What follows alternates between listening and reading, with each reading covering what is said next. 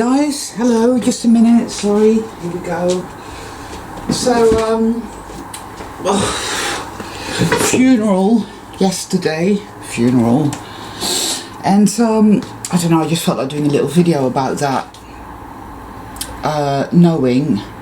hoping that nobody of relevance will ever see it, but you know, because obviously it's not the thing you're supposed to do. You're supposed to just have all this respect and solemnity, whatever, you know, with regards to this kind of shit. But I really haven't, and I haven't. Because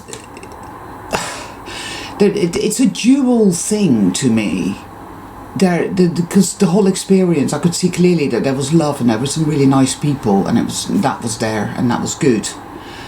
But the whole fucking thing, oh my god. First of all, it's like a conveyor belt system, right? Because you arrive, it was Western Mills Cemetery, Western Mills in Plymouth.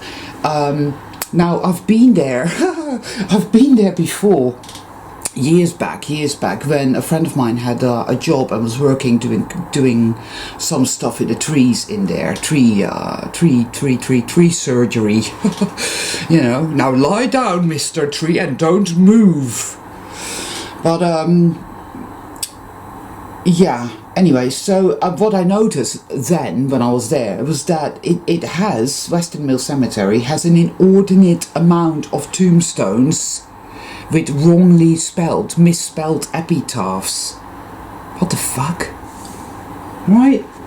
Whoever the mason is needs to be sent back to grammar school, too sweet, because he can't fucking spell. I wouldn't pay for it. I'd be like, look mate, no, you don't spell love like that. You don't spell it L-O-U-V, idiot. I ain't fucking paying you, now fuck off. Truly appalling, really, actually. You know, quite a lot of the tombstones are actually spelt wrong, and it's just not right, is it?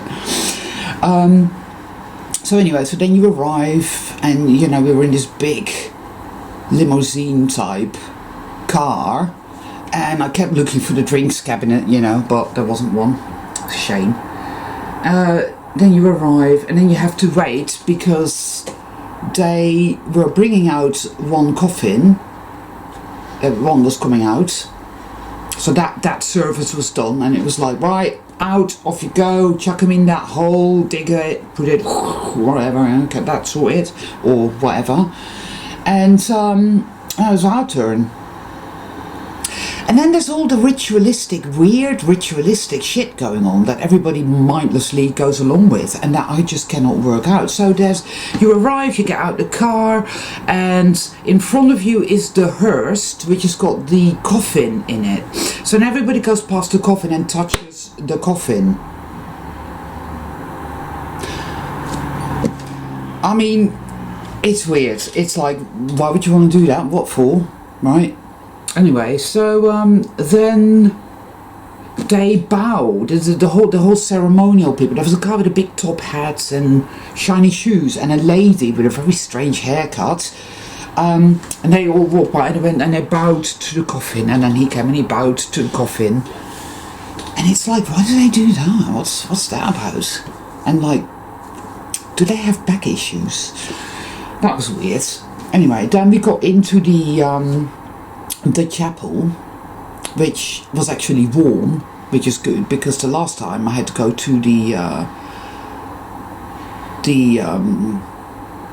burial of a friend, and that was about 3 years ago. We got into the chapel, and it was absolutely freezing cold, so whilst we were all sat there freezing our asses off, we were assaulted by this humanist fucking minister. In the words of Marcus Aurelius, life stuff and then you die.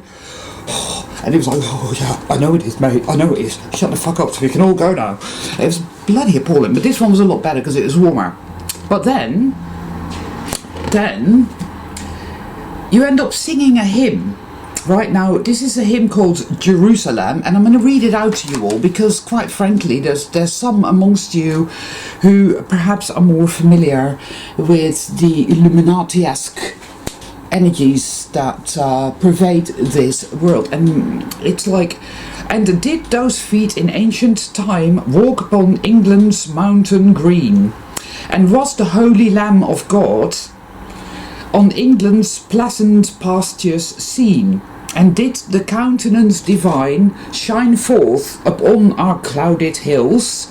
And was Jerusalem builded here amongst these dark satanic mills? I mean, like, what? For starters, why, William Blake, yes, why do you want to build Jerusalem in England? It's in fucking Palestine, now known as Israel. Israel, formerly known as Palestine, and there it is. Now, unless that guy had ideas of somehow bringing it over here brick by brick and putting it there, somewhere between, I don't know, Avebury and Glastonbury, and there we are, Jerusalem is now here, in England's green and pleasant lands. I mean, I don't know, maybe it's a good tourist attraction or something, maybe that was playing on his mind, but really, it doesn't make any sense. And what, dark satanic mills? Jerusalem is built amongst dark satanic mills in England. That sounds a bit like Mordor. I mean, and then that coming, you know, because I still had the whole windmill song, you know, and the windmills of your mind going in my head, going on, and even whilst we were singing this song, and then it was all the dark satanic mills and the windmills of your mind, and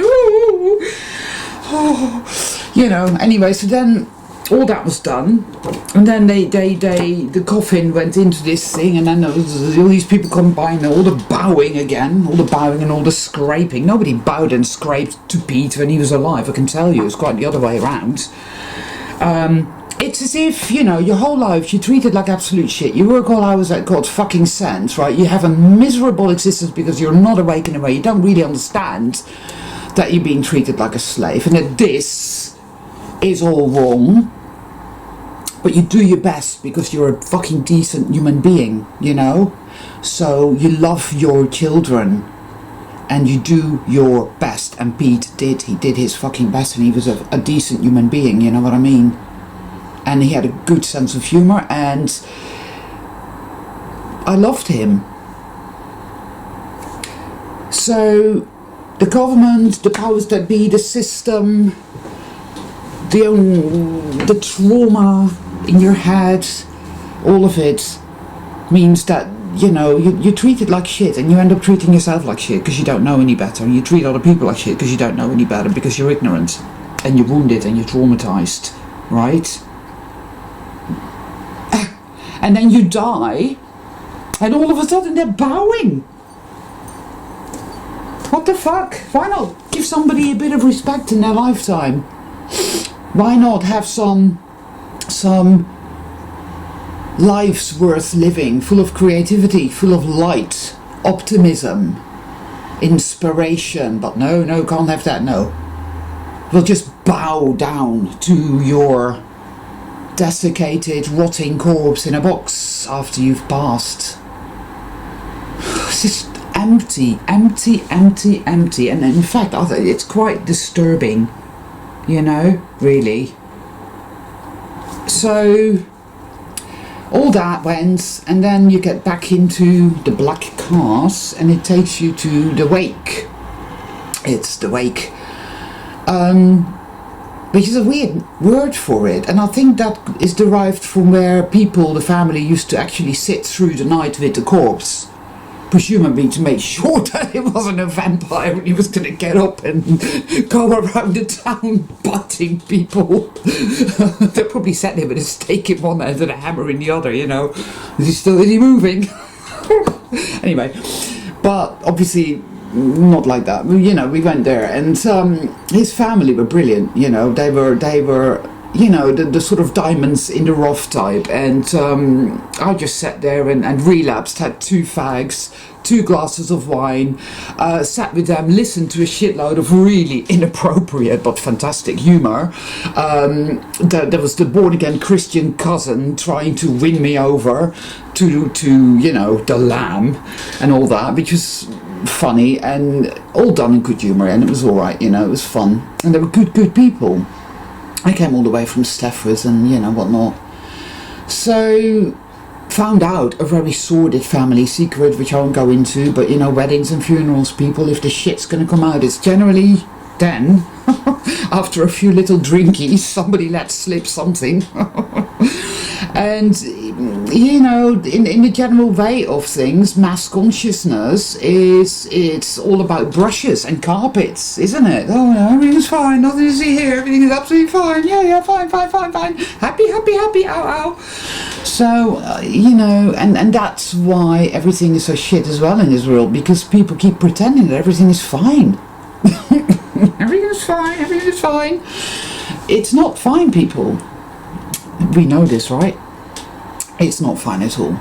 There were very few people out and about yesterday. The streets were empty, the shops were empty, the stock market is doing strange things, and there's no toilet paper to be had anywhere, nor baked beans.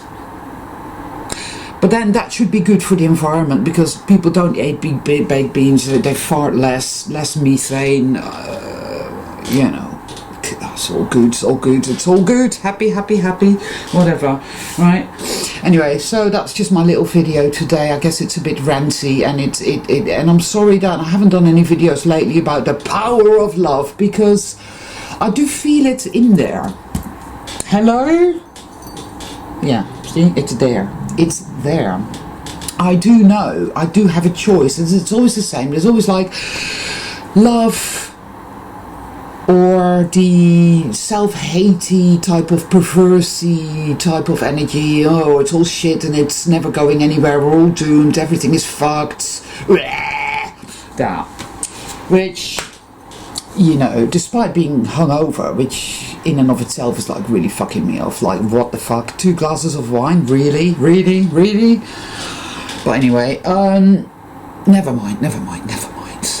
I'll just get a bottle of gin, that'll help me to get over it. Too sweet. But yeah, no, it's like, look, people, wake up. Oh, it's no, it's not good. It's raining again, and it is the biggest test of our courage to somehow keep tuning in to that energy, that frequency, call it what you will, that tells you that it's meaningful, and that tells you that you are valuable, that despite all the abuse, that despite the grim contours of our lives here, this existence, whatever this is, that despite all of that, we are valuable. And that we must learn to re-love ourselves, to re-appreciate ourselves, to rediscover the unknown country that is us and our true self. And we must do that against all the odds. And every day and in every moment we have that choice. We have that choice to make. And I know it full well, because there are many times where you just can't make that choice, because you're just overcome with grief and sorrow and hate and rage and self-hate and despair and vengeance and all of that. And if that's where you are at, then you have to bear with it. Then you feel that. It's okay. You feel that. You go ahead and feel that. And don't you make any excuses about it either, because those are very valid feelings, you know. Valid nuances and valid feelings that you will find in time will somehow navigate through to get back to yourself more and more. But there are days where, yeah, you do think to yourself, like, where is this going? Is this just gonna go on and on? But you know, it's just gotten so dark now. It's gotten so dark. Everything feels so sludgy and dark. And the contrasts of it all are just, well, it's very stark, isn't it? Very stark. There's one type of consciousness and then there's another type of consciousness, and never the two shall meet. It's like oil and water. And we get to choose which type of consciousness we shall embody. Embody, something like that. Shine forth into this world that which we would like this world to become or transformed into, or that which we seek to transcend into, or however, whatever. Anyway, that was that. And I'll call it a day there today, people. So tune in to that, people. Tune in to the fact that you're precious, that you are valuable, and that you belong. No, not in the stark, bleak, harsh realm. No. But then again, are we really here, or is this all a dream? When I say that we belong, I say that we are infinite, powerful, magnificent beings, and we belong everywhere because we are everything. That's what I feel.